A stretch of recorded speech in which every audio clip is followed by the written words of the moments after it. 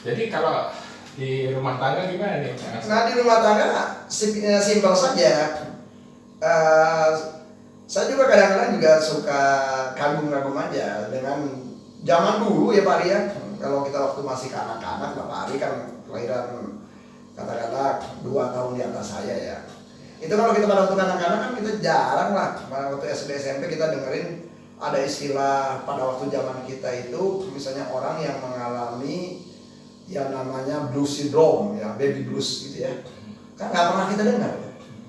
Kenapa pada waktu zaman kita tidak ada fenomena baby blues itu? Baby blues itu adalah depresi orang setelah melahirkan atau postpartum depression.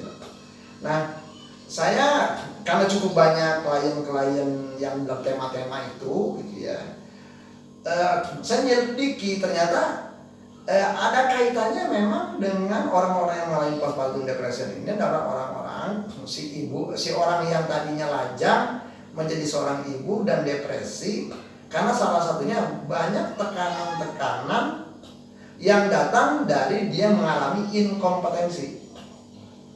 Inkompetensi sebagai apa? Untuk menjalankan peran domestik sebagai ibu. Peran domestik sebagai ibu itu banyak Pak Ari. Yang namanya kalau misalnya kita mau teliti dari misalnya saja menyusui itu peran domestik.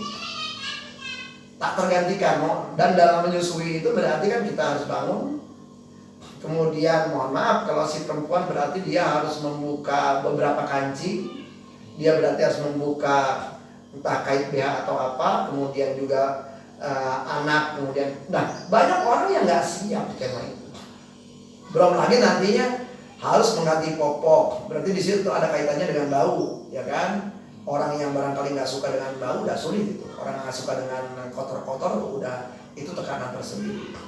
Nah, belum lagi dia misalnya harus menyiapkan makanan bayi, belum lagi. Nah, zaman dulu kenapa relatif tidak ada? Karena pada waktu zaman dulu, zaman kita belum dulu amat, orang-orang yang seusia kita kan dilibatkan gitu dalam, kalau Pak Ari punya adik kan dilibatkan dulu dalam perawatan adik, sehingga di dalam benak udah tahu, oh cara ngadepin orang tua dulu gue punya pengalaman gini-gini, gue punya penghayatan gini-gini, sehingga kadar itu dipandang sebagai apakah itu tekanan berat tekanan kecil itu karena kita punya pengalaman, maka itu di dalam benak.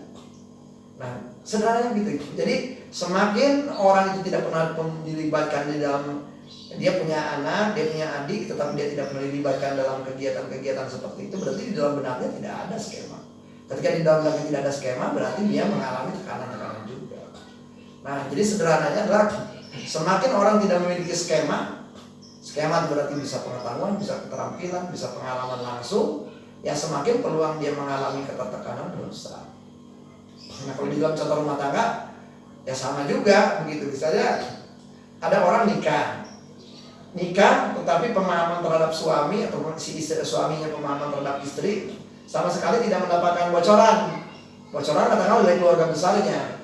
Pak Ari misalnya tidak dapat bocoran, katakanlah dari keluarga istri Pak Ari juga tidak mendapatkan bocoran, karena bocoran paling penting itu kan justru dari orang yang selama ini cukup mengenal dengan baik gitu. Karena pasti kalau orang ini ngambek, cara ngedeketinnya apa, kalau orang ini lagi down, cara ngedeketinnya apa. Kalau dikeluarkan kan udah cecplong tuh, rumus-rumus baku itu udah ada. Nah, kalau kita punya pengetahuannya seperti itu saja, begitu nikah, ngelihat istri down atau apa kan nggak usah tertekan juga. Tetapi tanpa pengetahuan seperti itu, akhirnya orang nebak-nebak, orang nyoba-nyoba, dan orang banyak tertekan. Jadi sederhananya, ya kalau kita mau mempunyai diri tahan terhadap stres, salah satunya ya kan bagaimana kita mempunyai pengetahuan, keterampilan, keahlian jauh sebelum tuntutan muncul. Itu saja. Dari sampai Kang Asep tadi kan sumber stres yang sekarang ini lebih kepada adanya banyak di pasangan-pasangan muda kali ya, yang udah punya anak. Betul. Banyak peran-peran domestik itu yang dulunya diserahkan kepada ibu mertua atau orang tua ataupun babysitter. Iya. Yang suka nggak suka harus ditanganin ya. Harus suka tidak suka harus ditangani. Ya sekarang misalnya saja sekarang kan tadi ya, tekanan-tekanan menjadi banyak karena tadi kalau dia babysitter, sementara juga dia juga katakanlah terkena PHK. Kan mau tidak mau nggak memungkinkan lagi. Mau tidak mau berarti ada orang harus berpikir mana yang harus diputus. Umumnya orang mau tidak mau, jadi mau tidak mau memaksa diri mereka harus mandiri kan. Tetapi mandiri tadi tantangannya juga kan berarti dia harus belajar dari nol. Nah, ada sejumlah orang yang mempunyai kecepatan belajar, berarti ya kesiapan menghadapi stresnya jauh relatif lebih cepat gitu dibandingkan orang yang barangkali mempunyai keinginan belajarnya adalah kecil. Jadi tantangannya adalah akan sebanding seberapa orang menjadi mempunyai daya tahan terhadap tekanan, sangat tergantung tadi seberapa daya lenting dia, daya kesiapan dia untuk belajar.